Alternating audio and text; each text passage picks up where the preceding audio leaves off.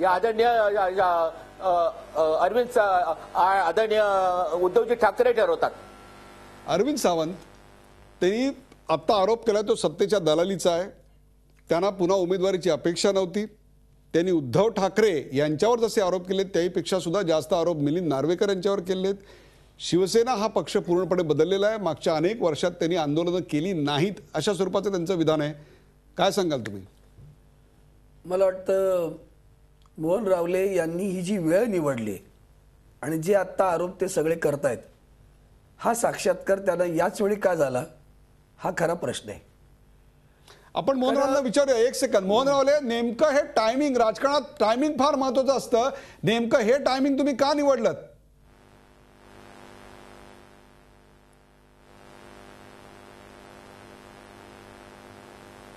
मोहन रावले, माझा आवाज येतोय तुमच्यापर्यंत? नेमकं हे टायमिंग निवडायचं कारण काय होतं? मला आवाज नाही येत. मोहन रावले, माझा आवाज तुमच्यापर्यंत येतोय? अरविंद सावंत यांचा एक बिनतोड सवाल आहे. प्रश्नच नाही ना बोला. हा टायमिंगचा प्रश्न नव्हता. मी ज्या वेळेला जरा उदयजी मी ज्या वेळेला राज ठाकरे यांच्याकडे गेलो आणि त्याच्यानंतर माझा गैरसमज काय व्हायला निर्माण झाले आणि त्यानंतर ह्या लोकांनी माझ्याबद्दल बॉम्ब करायला सुरुवात करायला लागले की मनसेमध्ये चालले म्हणून बॉम्ब करायला सुरुवात केली. आणि त्यानंतर माझी भूमिका मी मांडली आहे ना, त्यानंतर पण माझी भूमिका मांडलेली आहे. आणि त्यामुळे असं काय नव्हतं तुम्हाला 4-4 वर्ष ते चुकीचं आहे. मोहन रावले, तुमच्यासारख्या अत्यंत सिनियर असलेल्या खासदाराला, शिवसैनिकाला, आता मला ऐकू येतंय, तुम्हाला मला ऐकू येतंय, शिवसैनिकाला 5-5 टर्म्स खासदार असलेल्या व्यक्तीला बघा विश्वास, बघा मी बोललोय. बोला बोला. मला आवाज जरा तुमचा कमी येतोय. बोला बोला. पण मी तुम्हाला सांगतो, त्यावेळेला उद्धवजी ज्याला दिल्लीला आले होते, मी ज्या वेळेला फोन करायचा बंगल्यावर त्यावेळेला मला आदरणीय शिवसेना प्रमुख बाळासाहेब ठाकरे नेहमी भेटायचे. म्हणजे महिन्यातून 1, 2, 3 वेळा तर नक्कीच भेटायचे मला. आणि मी एखाद्याला फोन केला सांगायचे नाही आज जाऊ नको, तो 2 दिवसाने 4 दिवसाने, पण साहेब मला भेटायचे. पण ह्यांच्या इथे फोन केला, उद्धवजींना भेटायचं सांगितल्यानंतर त्या मिलिंदच्या हातात, म्हणजे त्या कोणाला भेटायला द्यायचं न द्यायचं ते मिलिंदच्या हातात तो रिमोट कंट्रोल असतो, कोणाला भेटायला द्यायचं न द्यायचं. आणि त्याच्यामुळे मला त्यांना कधी त्यांची भेट मिळू शकली नाही. मला सांगायचं नंतर फोन कर, नंतर कळवतो करता 4 वर्ष झाली. आणि उद्धवजींना मी दिल्लीला ज्याला आमच्या खासदारांची बैठक घेतली त्याला मी सांगितलं, त्याला अनेक खासदारांनी पण त्यात तक्रारी केल्या की आम्हाला तुमची साहेब भेट मिळत नाही म्हणून. अरविंद सावंत, उद्धव ठाकरे तुम्हाला भेटायचे का आणि मिलिंद नार्वेकर हा त्या मार्गातला अडसर आहेत का? मला वाटतं दुर्दैवानं वंदनीय शिवसेना प्रमुखांचं निधन झाल्यावर 1 वर्ष झालेलं आहे. तोपर्यंत शिवसेनेचे प्रमुख फक्त शिवसेना प्रमुखच होते, पक्षाचे प्रमुख. त्यांच्या म्हणण्यानुसार त्यांना पक्षाच्या प्रमुखांची भेट मिळत होती. मग तुमचं जे काय म्हणणं होतं तिथे मांडायला तुम्हाला सगळ्यात मोठा व्हेंट तो होता. तिथं तोच सर्वोच्च न्यायमूर्ती ते होते, त्यांच्याकडे त्यांना मांडता येत होतं, त्यांना जाता येत होतं. राहिला प्रश्न वर्षभरातला. 4 वर्ष भेट दिली नाही.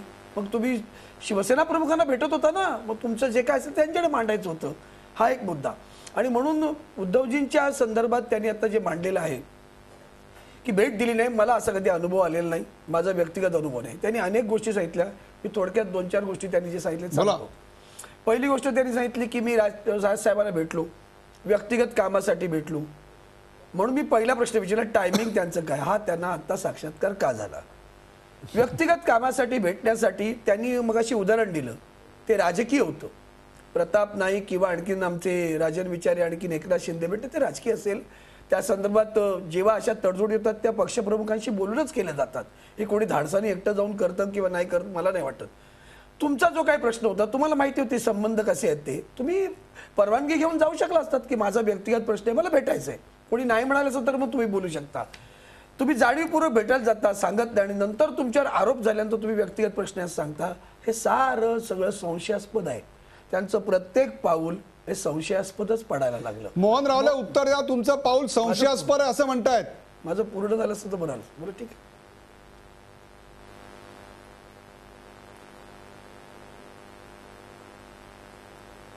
मोहन रावले, माझा आवाज तुमच्यापर्यंत येतोय. तुमचं पाऊल संशयास्पद आहे असं म्हणतात अरविंद सावंत.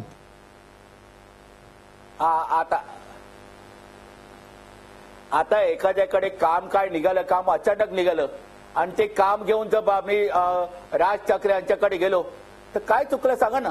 एवढं काय मनाला लावून घेतात ते टायमिंग मला अरविंद सावंत डायरेक्ट प्रश्न विचारतात. बोला. मी स्वतः पक्षाचा उपनेता आहे. काही कामानिमित्त असं काही वेळेला अगदी सत्ताधारी पक्षाच्या नेत्यांना किंवा असं भेटण्याचा प्रसंग येतो. मी प्रत्येक वेळेला SMS केलाय, साहेब असा असा विषय आहे, मी जाऊ की नको ते सांगा. कारण मी गेल्यानंतर तुम्हाला कोणतरी दुसरं काहीतरी सांगेल, त्यापेक्षा मीच सांगतो असा असा विषय आहे, भेटायचं की नाही सांगा. त्यावेळेला त्यांनी अनुमती दिली, त्यावेळेला त्यांनी सांगितलं शांत बस, त्या विषयावर माझं बोलणं सुरू आहे. तुम्हाला एक उदाहरण आणखी देतो, म्हणजे आणखीन स्पष्टपणे त्याचा खुलासा होईल. मी पुणे जिल्ह्याचा संपर्क प्रमुख असताना पुणे जिल्ह्यात आम्ही शिवसेना, भाजप आणि राष्ट्रवादी अशी युती झाली होती आणि सत्तेवर आम्ही बसलो होतो. त्या ठिकाणी राष्ट्रवादीशी आमचे काय नाते तुम्हाला एक ठाऊक आहे. मग हे नातं करताना त्यांना परवानगी घेतल्याशिवाय मी करू शकलो असतो? मी केलं की, आणि साहेबांनी मला अनुमती दिली म्हणून तर तिथे आम्ही बसलो. मला सांगण्यात तात्पर्य महत्वाचं आहे, उद्धवजी प्रत्येक गोष्ट निश्चितपणे असतात, साकल्यानं विचार करतात आणि त्याच्यावर त्यांचा निर्णय देतात. लपून छपून न सांगता जाण्याची गरज शिवसेनेत भासत नाही. अगदी ट्रान्सपरंटली करू शकता. उर्वरित त्यांच्या सगळ्या प्रश्नांची उत्तर देतो. आणखीन मग त्यांनी ते मिलिंद नार्वेकर हा माझ्या दृष्टीने गौण विषय आहे बरं का. आय केअर म्हणजे मला नाही वाटत मिलिंद नार्वेकर हा विषय महत्वाचा आहे. माझी बांधिलकी कोणाशी आहे? शिवसेनेशी आहे. माझी बांधिलकी कोणाशी आहे? शिवसेना प्रमुखांशी आहे. माझी बांधिलकी कोणाशी आहे? पक्षप्रमुखांशी आहे. माझी बांधिलकी कोणाशी आहे? मातोश्रीची आहे. माझी बांधिलकी शिवसेनेच्या धोरणांशी आहे. माझा काय संबंध येतो नार्वेकरांशी? त्यांनी नाही दिलं आणि मी बरं. गंमत अशी आहे की मोहन रावले ते तर मातोश्रीच्या कोठरीतले आहेत. खरं तर त्यांना कोण अडवणार हो मातोश्रीवर? अरविंद सावंत, हाच तर प्रश्न आहे की कोटरीतली माणसं गळत चालली आहेत, कोटरीतली माणसं नाराज होत चालली आहेत आणि सेना नाराजींची होत चालली आहे. त्याची उत्तर देतो, येतो ना मी. शिवसेनेत आता घडतंय असं समजू नका. माधव देशपांडे, हेमचंद्र गुप्त्यांपासून झालेलं आहे. आपण आत्ताचं बोलूया. आत्ताचं सांगतो तुम्हाला मी, त्याच्यावर जरा दिलंच पाहिजे ना उदाहरण. नंतरच्या काळामध्ये छगन भुजबळ, इतिहास झाला नाही ना, त्यांनी असं काय करतात, त्यांनी त्यांची उदाहरण दिली. मी त्याचं कारण सांगतो तुम्हाला, मला सांगू दे ना. नारायण राणे आणि सगळी मंडळी गेली, कशासाठी गेली हो? काय होतं त्यांचं उद्दिष्ट? सगळ्यांनाच मुख्यमंत्री व्हायचं होतं का नाही? झालं का तिकडे जाऊन? काय झालं? मग सगळे त्याच्यासाठीच गेलीत ना. व्यक्तिगत स्वार्थ किंवा व्यक्तिगत, तुम्हाला असं म्हणायचं की व्यक्तिगत स्वार्थाकरताच मोहन रावले यांनी बंड माझा आरोप आहे. मी सांगतो त्याचं व्यक्तिगत स्वार्थ किंवा व्यक्तिगत अँबिशन्स. या सेगमेंटचा एंड करताना शेवटचा प्रश्न मी मोहन रावले यांना विचारतोय. मला माहिती आहे नंतरचा भाग ते आमच्या बरोबर कदाचित नसतील. मोहन रावले, केवळ व्यक्तिगत स्वार्थाकरता तुम्ही उचललेला पाऊल आहे. तुम्हाला निवडणुकीत उमेदवारी मिळणार नव्हती, या नव्या सेटअपमध्ये तुम्ही बसणार नव्हतात. मिलिंद नार्वेकर यांच्यावर टीका केल्यानंतर आपली हकालपट्टी होऊ शकते याची पूर्ण जाणीव होती आपल्याला, आणि तरी सुद्धा तुम्ही उद्धव ठाकरे यांच्यावर टीकास्त्र झोडलत. अशा प्रकारची प्रेस कॉन्फरन्स घेऊन आपल्या नेतृत्वावर टीका केल्याचे परिणाम काय होतात याची आपल्याला कल्पना होती. मनोहर जोशींनी एक साधा उल्लेख करतात त्यांचा काय झाला हे आपल्या समोर असताना सुद्धा आपण ही तलवार उपसलीत. आपल्याला कल्पना होती नेमकी काय होणार आहे.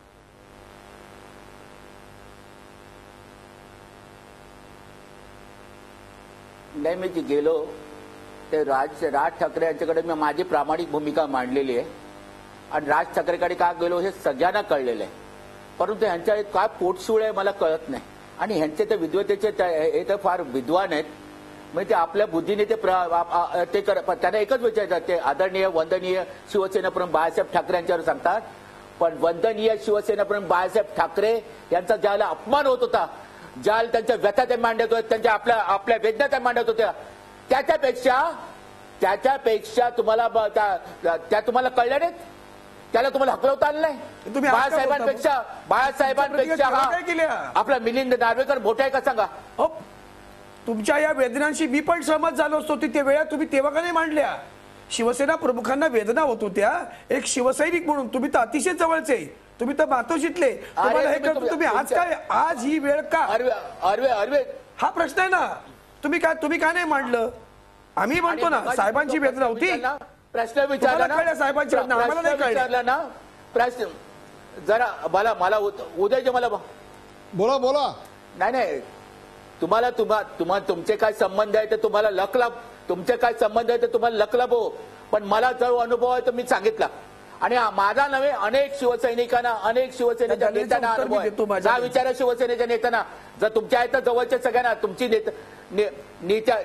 नेत्यांप्रमाणे नेत्यांकडे तुमची चांगली पोच असेल, अरविंद सावंत तुमची पोच असेल, तर त्यांना विचारा नेत्यांना की बाळासाहेब ठाकरे हे बोलले होते की नव्हते. विचारा त्या नेत्यांना, सगळ्या नेत्यांना विचारा. तुम्ही उपनेते आहेत, ते नेते आहेत, जाणीव आहे, तुम्हाला कळायला खूप वेळ लागेल, मला खूप माझी वर्ष जाणीव आहे, लागेल. मर्यादांची आणखी पण 5 जाणीव आहे वर्षांत तुम्हाला कळेल हे वर्षाचे बोलले होते म्हणून. मोहन रावले, मला तुम्हाला एक शेवटचा प्रश्न विचारायचा आहे सांगतो की तुम्हाला. पडझडीची ही पुन्हा मी जे एकदा बोलतो ना- सुरुवात आहे का तुमच्या नंतर आणखीन कोणी शिवसेना सोडेल असं वाटतंय आपल्याला?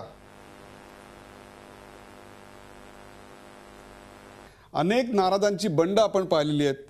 मोहन रावले यांच्या नाराजीच्या बंडाबद्दल त्यांनी, शिवसेना हा एक सत्ता दलालांचा पक्ष झालेला आहे, त्याहीपेक्षा सुद्धा मिलिंद नार्वेकरांवर थेट शरसंधान केलं. अशा प्रकारे मिलिंद नार्वेकर यांच्यावर शरसंधान करण्याची ही काही पहिली वेळ नाही, तरी सुद्धा त्यांचं स्थान अबाधित दिसतंय. शिवसेनेवरची जेवढी पकड उद्धव ठाकरे यांची वाटते त्याहीपेक्षा सुद्धा नाराजांची संख्या सुद्धा तितकीच वाढत चालली आहे. या दोन्ही गोष्टी शिवसेनेत एकाच वेळी होत आहेत. कुठलाही माणूस कोणताही पक्ष सोडतो त्यावेळेस तिथे फार चांगलं चाललंय आणि मला तिकडे राजकारणात जास्त भवितव्य आहे म्हणून मी चाललोय असं सांगत नाही. त्याला जो पक्ष सोडायचा आहे तो पक्ष दलालांचा, व्यापाऱ्यांचा, कंत्राटदाराचा, तो आता पूर्वीचा राहिलेला नाहीये, सगळं बदललंय. ते त्यांची सगळे साधारणतः दुखणी सारखीच असतात. मोहन रावले यांचंही दुखणं त्याच प्रकारात मोडणार आहे. आणि मला वाटतं की 2005 साली नारायण राणेंनी ज्यावेळेस पक्ष सोडला त्यावेळेसही त्यांनी रंगशारदामध्ये केलेलं भाषण साधारणतः याच स्वरूपाचं होतं की उमेदवाऱ्या विकल्या जातात, तिकीटं विकली गेली, पैसे घेतले गेले, अशाच स्वरूपाचं होतं. आणि नंतर मग शिवसेनेचे म्हणजे भुजबळांपासून ते अगदी अलीकडच्या म्हणजे भास्कर जाधव वगैरे यांच्यापर्यंत सगळ्यांची उदाहरणं घेतली. परवा ते आपले हिंगोलीचे माजी खासदार सोडून गेले, त्यांनी हेच सांगितलं. आनंद परांजपे हेच बोलले. साधारणतः सर्वांचा सूर एकच असतो. पण मला एक लक्षात येत नाही की इतक्या सगळ्या लोकांची एखाद्या व्यक्तीवर नाराजी असताना ती व्यक्ती पक्षप्रमुख आपल्याकडे पीए म्हणून ठेवतील किंवा आपल्या काय कारण असं? मला नाही वाटत की त्यांचं म्हणजे ते आपल्या पक्ष नेतृत्वाशिवाय काहीतरी त्यांच्या इच्छेशिवाय किंवा त्यांच्या मर्जीशिवाय काही वेगळं करत असतील. हा एक असेल की पक्ष नेतृत्वांना सगळ्यांचा रोष थेट आपल्यावर घ्यायचा नसेल म्हणून त्यांनी मध्ये फिल्टर सारखा त्यांना एक बफर म्हणून ठेवलेला असावं. आता पीए कोणाचे, आता पीए मध्ये उद्धव ठाकरे एवढ्या प्रचंड मोठ्या प्रमाणावर त्यांच्या पीए बद्दल नाराजी असताना सुद्धा त्या पीएवर मिलिंद नार्वेकरांवर कारवाई का बरं करत नाही? कारण ते त्यांच्या मर्जीविरुद्ध वागत नाहीत. ते बाकीच्यांच्या मर्जीला किंवा त्यांच्या याला पात्र ठरत नसतील, परंतु ते पक्षप्रमुखांनी दिलेले आदेश जर कन्व्हे करत असतील आणि तोच आदेश असेल तर मला वाटतं की पोस्टमनवर राग काढण्यात अर्थ नसतो. आणि पीएचं सांगाल तर या महाराष्ट्रामध्ये अनेक मंत्र्यांचे पीए मंत्री वगैरेपर्यंत झालेले आहेत, त्या पदापर्यंत गेलेले आहेत. त्याच्यामुळे पीएला राजकीय ॲम्बिशन असणं चुकीचं नाही, पण त्याच पदावर राहून तसंच का करणे? आता मला सांगा की सगळ्यांचा रोष त्यांच्यावर असताना ती व्यक्ती तिथे आहे, त्याच्यामुळे तो स्वतःचा व्यक्तिगत अजेंडा राबवत नाही किंवा तो पक्षप्रमुखांना त्यांनी सगळे ब्लेम, सगळ्या केसेस ज्यांना म्हणतात ते स्वतःवर घ्याव्यात अशी पक्षप्रमुखांची त्यांना दिलेलं तीच भूमिका असावी आणि तेच ती पार पाडत असावेत. फक्त शिवसेनेतला एक फरक आहे की बाळासाहेबांच्या वेळेस बाळासाहेबांचे बरेच म्हणजे मी ज्यावेळेसपासून बाळासाहेबांना एक पत्रकार म्हणून पाहिलंय, त्यांचे बरेच पी होते, राजे होते, चंद्रमणी होते, नंतर म्हात्रे होते, पण त्यांच्याबद्दल त्या काळातला कोणी शिवसेनेचा नेता किंवा शिवसेनेचा कुठलाही खासदार, आमदार, लोकप्रतिनिधी अशा शब्दाने बोलत नव्हता, जे आज होतंय. कारण त्या पीएंनाही पीए एवढंच महत्व होतं आणि बाळासाहेबांना आपल्यावरचा रोष घेण्यासाठी मागणाऱ्या जोशींना अभय दिलं जातं, तर दुसरीकडे मिलिंद असा शब्द उच्चारल्यानंतर नार्वेकर म्हणायच्या आत कारवाई होते.